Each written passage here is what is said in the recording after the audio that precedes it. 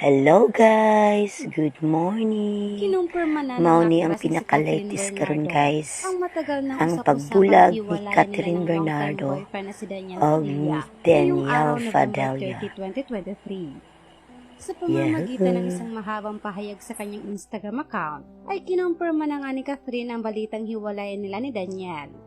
Ayon sa kanyang caption tungkol sa kanyang official statement, sana raw ay makatulong ang pagsasalita niya upang makapag-move forward na umanong lahat tungkol sa issue at hindi na rin umano siya sasagot ng anumang tanong patungkol dito.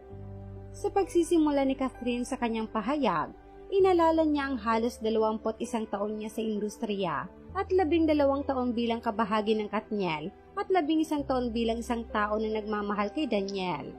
Ngunit dahil nangako siyang hindi mawawala ang sarili niya sa industriya, nagpapakatotoo siya sa lahat ng pagkakataon at isa na nga raw dito ang pag-amin niya sa paghihiwalay nila ng landas nila ni Daniel matapos ang 11 taon nilang relasyon. Sa kabila nito, hindi nagbigay ng negatibong pahayag si Catherine patungkol kay Daniel, kundi binigyan niya ng pagpapahalaga ang 11 taon nilang pinagsamahan. Si Daniel daw kasi ang first boyfriend niya at ito raw ay isa sa mga taong masigit na nakakakilala sa kanya at tinawag niyang comfort zone.